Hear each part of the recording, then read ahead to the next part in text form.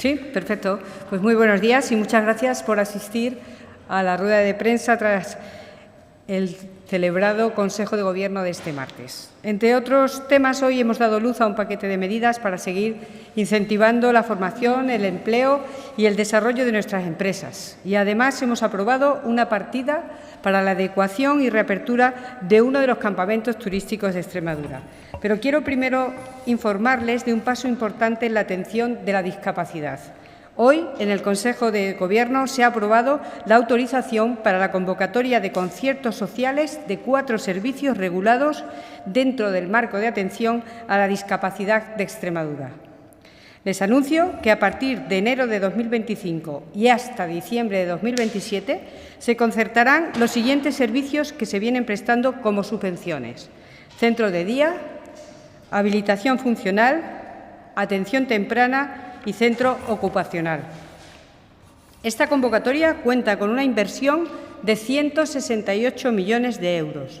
Con esta medida respondemos a una demanda histórica de las entidades y asociaciones y que debería haberse llevado a cabo desde 2018, como marca la ley. Esto supone estabilidad y tranquilidad tanto para usuarios como para trabajadores. Apostamos, por tanto, por la concertación de la discapacidad y este es un primer paso, pero no será el único. Vamos a continuar avanzando en la senda de la concertación. Cambiamos de tema. Creemos que el desarrollo de las empresas pasa por una transformación digital y una necesidad de adaptación a las nuevas exigencias del mercado. En esta línea, les anuncio que hemos aprobado ayudas de hasta 100.000 euros para que las empresas afronten los procesos de digitalización. Vamos a apoyar a alrededor de 50 compañías del sector industrial en la implantación y el uso de la tecnología y la innovación. Con la medida aprobada hoy, cubriremos el 80% de la inversión que realicen en proyectos relacionados con inteligencia artificial, realidad virtual, robótica industrial, 5G o la contratación de consultorías. Las pymes del sector industrial que soliciten estas ayudas podrán alcanzar una inversión de 125.000 euros, que en este caso la subvención sería de 100.000 y su aportación de 25.000. Desde la Junta destinaremos 3 millones de euros a esta iniciativa. La siguiente iniciativa está en el contexto digital en el que nos encontramos. Son muchas las empresas y los trabajadores que apuestan por el trabajo remoto.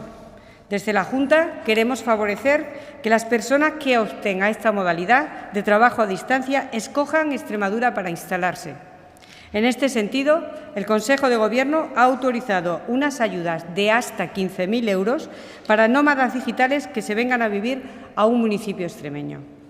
Estas ayudas se dirigen a residentes de otros puntos de España o del extranjero que se empadronen durante 2 años, al menos, en nuestra región para trabajar a distancia. Las cuantías partirán de 8.000 euros e irán aumentando según el perfil y el tiempo que prolonguen esta situación. Se beneficiarán de la ayuda máxima de 15.000 euros las mujeres, los menores de 30 años y los que se empadronen en municipios de menos de 5.000 habitantes, siempre que mantengan esta situación durante 3 años. En total, con estas ayudas esperamos beneficiar a 200 trabajadores, ya sea por cuenta ajena o autónomos, que ejerzan una actividad laboral desde Extremadura y para ello invertiremos 2 millones de euros. El objetivo es atraer talento a la vez que impulsar la economía local y fijar población en los pueblos.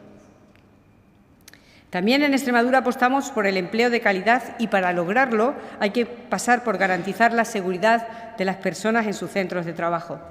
Con este fin, el Consejo de Gobierno ha aprobado una partida de más de 400.000 euros para que las empresas extremeñas, preferentemente pequeñas, inviertan en acciones formativas, informativas y de asesoría en prevención de riesgos laborales.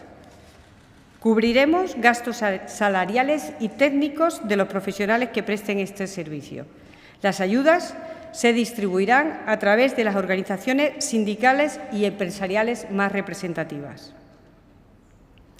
Cambiamos ahora de asunto porque hoy el Consejo de Gobierno ha dado luz verde a una inversión de casi 4,6 millones de euros para obras de acondicionamiento y mejoras de caminos rurales. Vamos a rehabilitar las vías que unen las localidades de Fregenal de la Sierra con Valencia del Ventoso, Herrera del Duque con Fuenlabrada de los Montes, Zafra con Calera de León y Aillones con Berlanga. También se actuará sobre el camino que va hacia la ermita de Nuestra Señora de Ara en Fuente del Arco y que da acceso a la cooperativa del campo de San Pedro de Guareña. Todo esto en la provincia de Badajoz, mientras que en la de Cáceres se harán obras sobre la vía intermunicipal que une las localidades de Garciaz, Berzocana y Cabañas del Castillo. El objetivo es mejorar las conexiones del ámbito rural para facilitar los desplazamientos entre municipios de sus habitantes y de las personas que nos visitan. Cambiamos de asunto y en Extremadura, que es un destino rural de primer nivel, y en este sentido vamos a seguir protegiendo nuestra infraestructura, nuestra oferta de ocio y nuestros servicios. Por eso les anuncio que hemos aprobado una inversión de 2,7 millones de euros para reabrir el campamento público de turismo Carlos I de Cuaco de Yuste.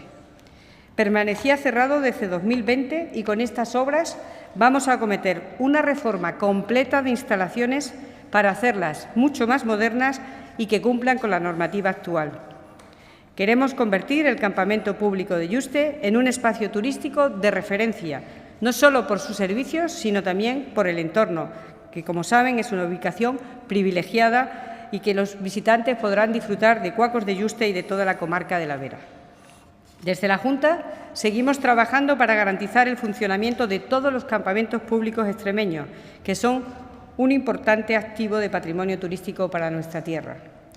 En pocas semanas volverá a abrir sus puertas el de Gata y pronto empezarán las obras de remodelación de Talarrubias.